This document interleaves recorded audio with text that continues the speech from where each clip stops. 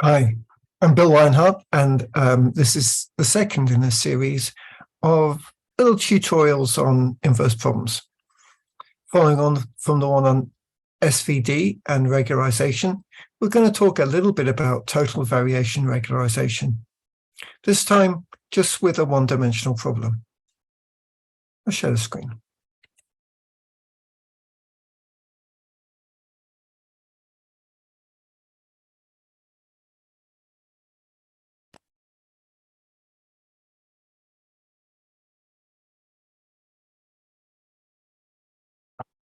Okay, so here's the MATLAB screen, and this is a live MATLAB script.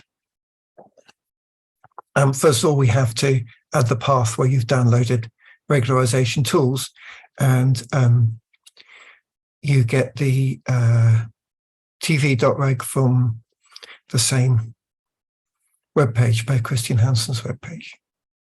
Okay, so we'll set up the same problem deriv2 as we used last time. And this time, instead of ticking off regularization, we're going to penalize the one norm of the solution. So we're going to fit the data, but not fit it so hard that the one norm of Lx, and Lx is going to be an approximate derivative, so it measures the jumps between nearby values, and summing the absolute value of those, the one norm, means that we allow jumps in the solution. So it will get absolute levels better. It will allow jumps, whereas standard ticking off regularization would encourage rather smooth changes. The optimization problem is no longer quadratic to minimize this, so it requires some more costly and sophisticated solvers to get the minimum. Okay, so we set up the deriv2 problem. I will run each section. Each part in gray is a section, and we click on them to run.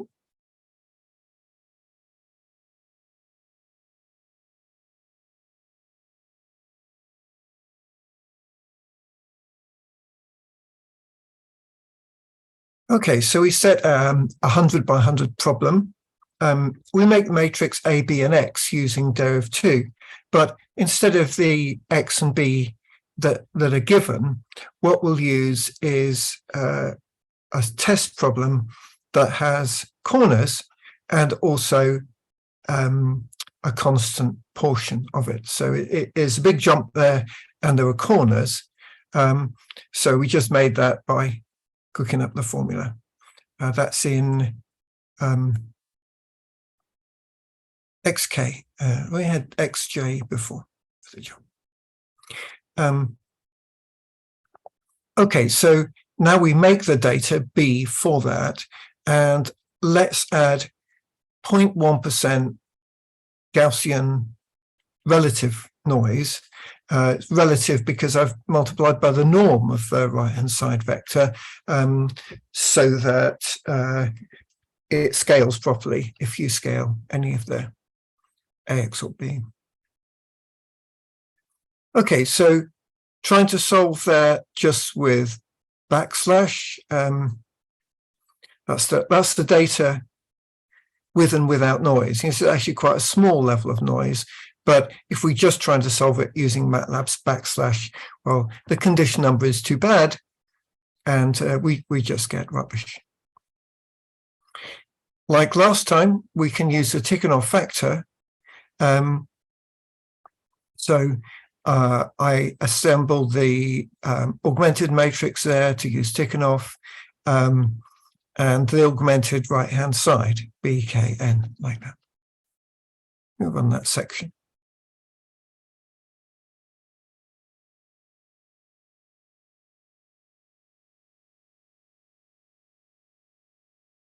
Okay, so here's the ticking off regularized solution.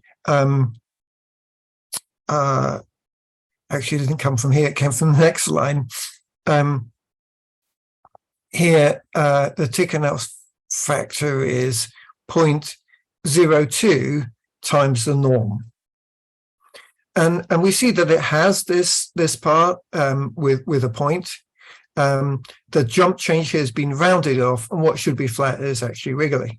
You can try it again with different calls to the round n, because it will produce different vectors of round numbers, and also with different variances, in other words, multiplied by a different amount of noise.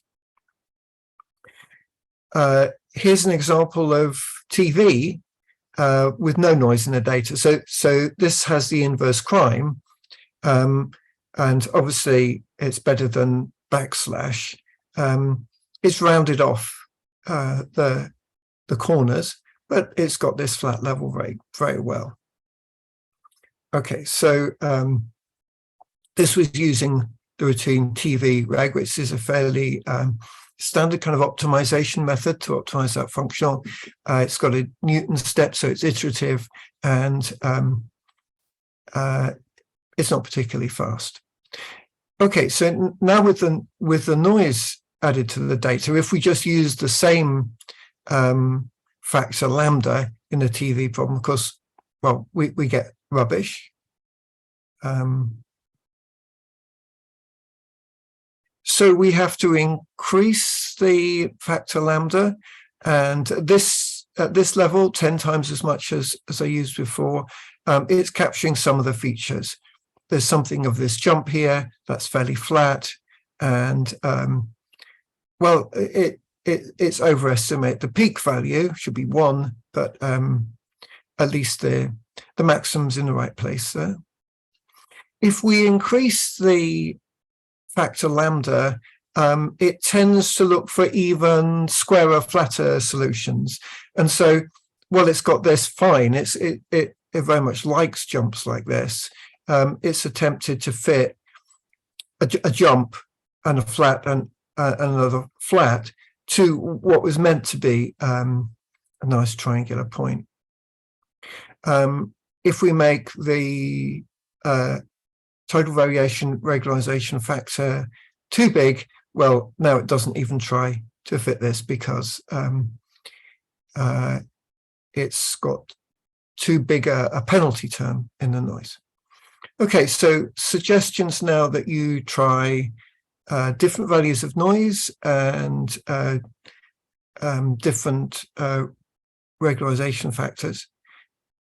A natural next step is to combine TV and Tikhonov, which is fairly commonly done. And so, of course, you have two meta parameters, regularization parameters to estimate. And also, of course, it's, well, it's not really that much more work, actually, to combine Tikhonov with TV. It's just that this particular routine doesn't easily allow it without modifying the code.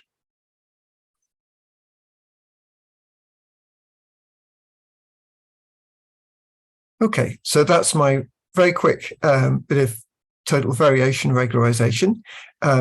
We will come back to this. Our aim here is to move on to imaging problems in 2 and 3D types of tomography, and a total variation function will have a derivative in all the spatial directions, not just one. But other than that, its effect to make blocky images and allow jumps is the same idea as in one dimension.